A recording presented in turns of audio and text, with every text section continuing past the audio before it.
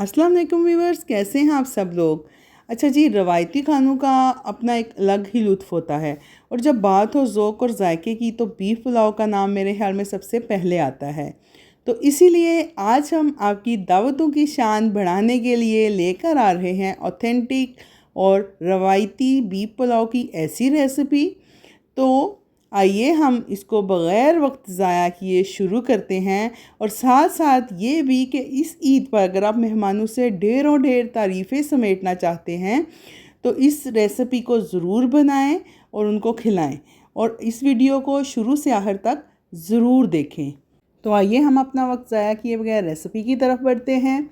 1 kilo मैंने beef लिया है, इसको 3-4 पानी से अच्छी तरह मैंने धो लिया है और कुकर में डालकर इसमें 1.5 से 2 लीटर या 3 लीटर तक का पानी जो है वो डाल सकते हैं। इससे हमारे पास फिर बहुत अच्छी सी और मिकदार में ज़्यादा यखनी जो है वो बन जाएगी, जिसका हम पानी की जगह पे फिर इस चावलों में इस्तेमाल करेंगे और इससे टेस्ट जो है चावलों का बहुत अच्छा आएगा और फ्लेवरफुल चावल बनेंगे। 4 जवे यहाँ पे मैंने लहसुन के डाल दिए हैं, आपने साबुत ही लहसुन इस तरह से डाल देना है।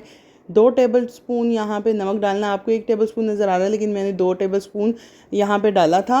तो अब यहाँ पे कुछ खड़े मसाले हैं जो इसमें जाएंगे। 2 टेबल स्पून के करीब हमारे पास साबुत खुश्क धनिया है, वो इस्तेमाल करेंगे। बाकी कुछ खड़े मसाले हैं, दालचीनी है, बड़ी इलायची है, थोड़ी सी काली मिर्चें हैं, ज़ीरा है 1 टेबल स्पून, और 1 टेबल स्पून मैंने सौंफ का भी यहाँ पे इस्तेमाल किया है।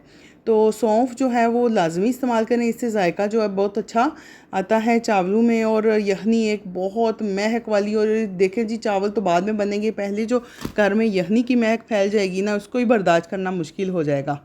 तो यहाँ पे फिर मैंने कुकर को चला दिया था, तकरीबन मेरा जो है वो 10 से 15 मिनट लगे थे। तो ये गोश्त तो गल गया था, आप अपने गोश्त के हिसाब से जो है उसको देख लें और उतने टाइम तक आप कुकर को बंद करें और गोश्त को गला लें अच्छी तरह।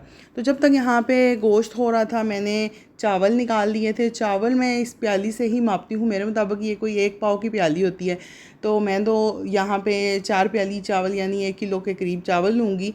तो आप अपने हिसाब से गिलास से अगर मापते हैं तो गिलास से माप लें, जिस तरह से भी। तो मैंने यहाँ पे 4 प्याली चावल निकाले थे।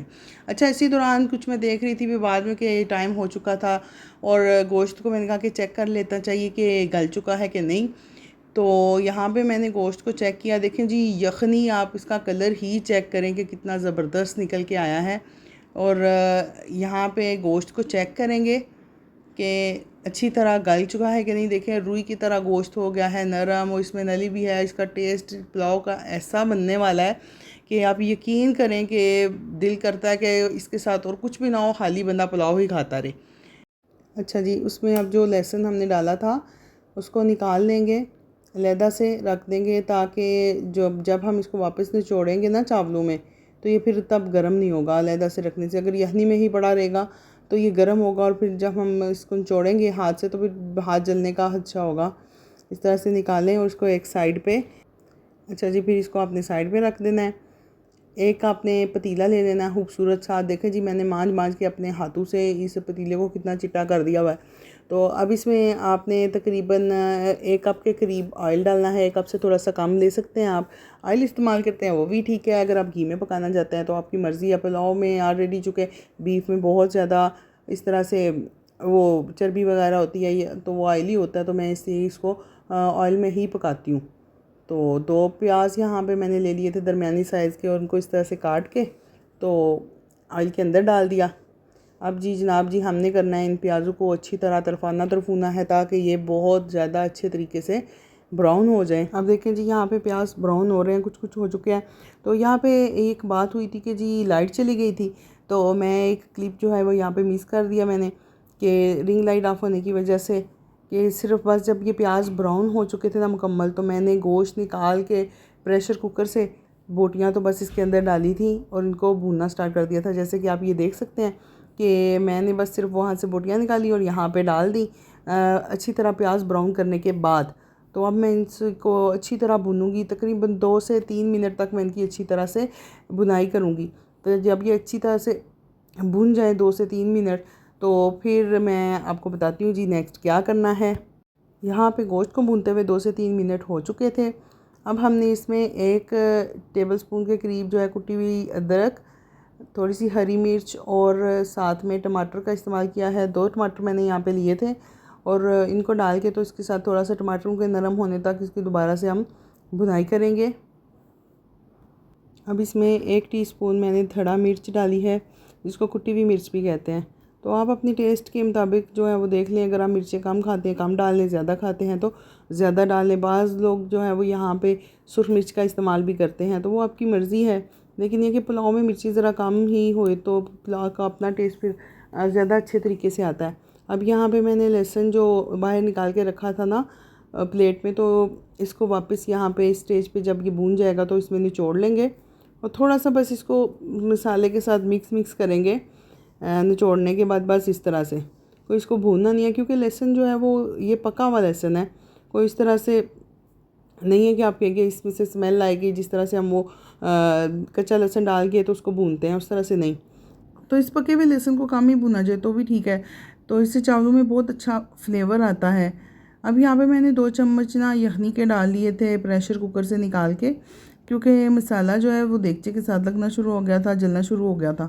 تو میں نے وہاں سے نکال کے اس میں ڈال دیے تاکہ میں اس کو تھوڑا سا بس مزید اور بھونوں. اچھا جی, مسالہ کہ یہاں پہ اچھی طرح بھون گیا. اس کا رنگ ڈانگ دیکھیں اتنا اچھا لگ رہا ہے. اب اس میں پانی ڈالیں گے. پانی ڈالنے کے لیے جی وہی پیالی حاضر ہو گیا ہے. میں اس میں 4 پیالی چونکہ چاول لیے تھے تو میں سٹیم چاول کا استعمال کر رہی ہوں, تو پانی وہ زیادہ لیتا ہے ذرا, تو میں اس کو 8 پیالی جو ہے وہ پانی اس میں ڈالوں گی. جتنی یخنی ہو جائے گی وہ اس میں شامل کر دیں گے اور باقی جو ہے وہ سادہ پانی اس میں ڈال دیں گے. تو 8 پیالی میں نے یہاں پہ پانی کا استعمال کیا ہے. اچھا جی, میں بہت بھلکڑ ہوں اور یہاں پہ میں بھونتے ہوئے زیرہ ڈالنا بھول گئی تھی. یہاں پہ 1 ٹیبل اسپون میں نے اس میں زیرے کا شامل کیا اور پھر میں نے کور کر کے رکھ دیا تھا جب تک اس کو پانی کو ابال آ جائے. تو پانی کو یہاں پہ ابال آ چکا ہے اچھی طرح سے. اب ہم چاول جو ہیں وہ شامل کر دیں گے. چاول نچوڑ کے ڈالیں آپ, بہت بہتر ہے. ہاتھوں سے اس طرح سے اٹھا کے ڈالتے جائیں تاکہ پانی اس میں ایکسٹرا نہ آ جائے. جتنا پانی ہم نے چاولوں کے لیے رکھا ہوا اتنا ہی رہے. تو یہاں پہ پھر میں سارے چاول اس کے اندر شامل کر دوں گی. چاول اب سب اس میں ڈال دیں, ایک دفعہ چمچ چلائیں اور اس میں نا نمک چیک کر لیں اسٹیج پہ آپ آ کے, پھر اس میں نمک شامل کر دیں. اگر آپ کو کم لگے تو اس میں مزید نمک آپ ڈال سکتے ہیں, اگر ٹھیک ہے تو پھر چونکہ یخنی میں بھی ڈالا ہوا تھا. وقتاً ہم چاولوں کو دیکھتے رہیں گے. یہاں پہ اس ٹائم پہ آپ نے اس پہ ڈھک کے نہیں پکانا ہے کیونکہ ہمیں پانی کو خشک کرنا ہے, تو یہ بھاپ بن کے اٹھتا رہے تو بہت بہتر ہے. اس طرح سے چاول خراب نہیں ہوں گے. تو وقتاً دیکھتے دیکھیں جی پانی بہت کم ہو گیا ہے. پانی جب یہ اتنا تھوڑا سا رہ کے تھوڑے پانی کے بلبلے نظر بس آنا شروع ہو جائیں تو آپ اس طرح سے کوئی بھی کپڑا لگا لیں ڈھکن کے ساتھ اور دم دے دیں تو بہتر ہے. اوپر کوئی وزن بھی رکھ دیں, میں نے تو اسی طرح دے دیا تھا. تو ساتھ ہی جی میں نے کہا کہ جی رائتہ بھی تیار کر لیا جائے پورے لوازمات کے ساتھ. جب پلاؤ کھائیں گے تو بہت مزہ آئے گا سب کو. تو اس طرح سے میں نے دیکھیں جی کتنا اچھا رائتہ تیار کر لیا ہے. اس میں کھیرا ہے, ٹماٹر ہے, پیاز ہے اور پودینہ کوٹ کے اور ہری مرچ کوٹ کے میں نے اس میں ڈالی ہوئی ہے. دیکھیں جی, اور دہی بھی میں نے مزے کی بات یہ ہے کہ گھر پہ ہی بنایا تھا. اچھا جی, یہاں پہ میری چھوٹی بیٹی آ گئی تھی. اس نے کہا جی کباب آپ کو ماما میں فرائی کر کے دیتی ہوں. میں نے کہا کوئی بات نہیں آپ کر لیں. تو اس سے اچھی اور بات کون سی ہو سکتی ہے. تو وہ کباب فرائی کرنا اسٹارٹ ہو گئی تھی. اتنی دیر میں 10 منٹ ہو چکے تھے تو دم میں نے کہا کہ کھول کے دیکھتے ہیں کہ کیا صورتحال ہے. تو کھول کے جب میں نے چیک کیا جی جناب چاول بہت اچھے کھلے پکے ہوئے تھے. ان کو میں نے تھوڑا نرم کیا اس طرح سے کر کے چمچ کی مدد سے کہ جب جیسے ہی ان کو ہوا لگتی ہے نا تو یہ اور نکھر جاتے ہیں چاول, اس طرح سے لیدا ہو جاتے ہیں. تو اب دیکھیں جناب جی فائنل لک تیار ہو چکے ہیں. چاول کباب بھی ریڈی ہو چکے ہیں یہاں پہ. تو فائنلی آپ کا پلاؤ تیار ہے. دیکھیں کتنا شاندار, مزیدار, لذیذ, اتنی نرم بوٹیوں کے ساتھ ہے. تو میں امید کرتی ہوں کہ آپ کو میری یہ ویڈیو جو ہے وہ بہت پسند آئے گی. میں بالکل سادہ اور سمپل سے گھر کے کھانے بناتی ہوں. تو وہ بچیاں جو بگنرز ہیں جو سیکھنا چاہتی ہیں تھوڑا بہت, تو مجھے امید ہے کہ وہ مجھ سے کچھ نہ کچھ سیکھ ہی لیں گی. اس بقرعید پہ یہ آپ پلاؤ بنائیں, اپنی فرینڈز اور فیملی کو کھلائیں اور میرے چینل کو پلیز سبسکرائب کریں, شیئر کریں. Take care. اللہ حافظ.